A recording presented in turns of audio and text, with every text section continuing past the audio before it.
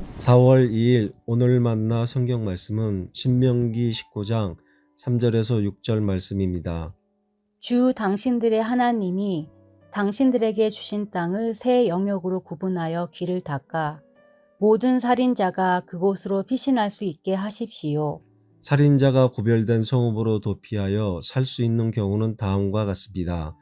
일찍이 미워한 일이 없는 이웃을 뜻하지 않게 죽였거나 어떤 사람이 이웃과 함께 나무하러 숲속으로 들어가서 나무를 찍다가 도끼가 자루에서 빠져나가 친구를 쳐서 그가 죽었을 경우에 죽인 그 사람이 그 구별된 세 성읍 가운데 한 곳으로 피신하면 살 수가 있습니다. 도피성은 평소에 이웃을 미워한 일이 없는 사람이 실수로 이웃을 죽게 하였을 때에 자기의 생명을 구할 수 있는 곳이므로 그곳까지의 거리가 너무 멀면 피살자의 친척이 복수심에 불타서 살인자를 따라가서 죽일 터이니 거리가 너무 멀어서는 안 됩니다. 아멘. 아멘. 오늘 만나러 만나주시는 하나님을 기대합니다. 복잡한 세상에서 전혀 예상하지 못한 사건, 사고가 수시로 발생합니다. 정말 안타깝게도 목숨을 잃어버리는 경우도 있습니다. 예견된 죽음으로 인한 이별도 슬픈데 하물며 작별 인사도 할 수 없는 급작스런 이별은 어떻겠습니까? 사랑하는 가족에게 이 예기치 못한 죽음을 갖고 온 사람을 발견하면 어떤 일이 벌어지겠습니까? 오늘 말씀은 도피성에 대해 언급하고 있습니다. 레위인들이 다른 지파들로부터 받은 46개의 성 가운데서 요단강 동편과 서편의 각각 3개가 도피성입니다. 한마디로 살인자들이 도피할 수 있는 장소입니다. 살인자가 면밀한 조사를 받고 고의적인 기획살인이 아니라는 판결을 받게 되면 그 성에서 보호받을 수 있게 하신 겁니다.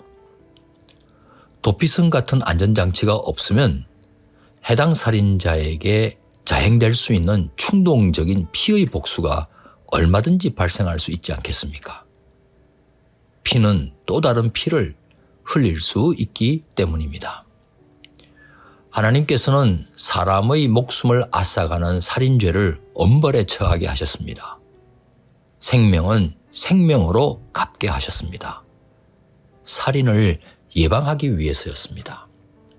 하지만 살인범죄가 발생했을 경우 지나친 처벌도 막으신 겁니다. 도피성은 하나님께서 인간의 연약함을 배려해 주시는 은혜의 방편이기도 합니다. 충동적인 보복살인을 금하실 뿐만 아니라 살인자의 생명조차 귀히 여겨야 한다는 사실을 강조하신 제도라고 할 수 있습니다. 하지만 살인자가 도피성의 보호를 받기 위해서는 엄격한 조건이 있어야 합니다. 하나님께서 배려해 주시는 은혜의 방편을 살인자가 남용하지 못하게 하기 위해서입니다. 오직 원한 관계가 전혀 없는 가운데 부지 중에 살인한 경우에만 해당됩니다. 조사 과정에서 살인의 고의성이 드러나면 도피성에 있을 수 없을 뿐만 아니라 처형을 받습니다.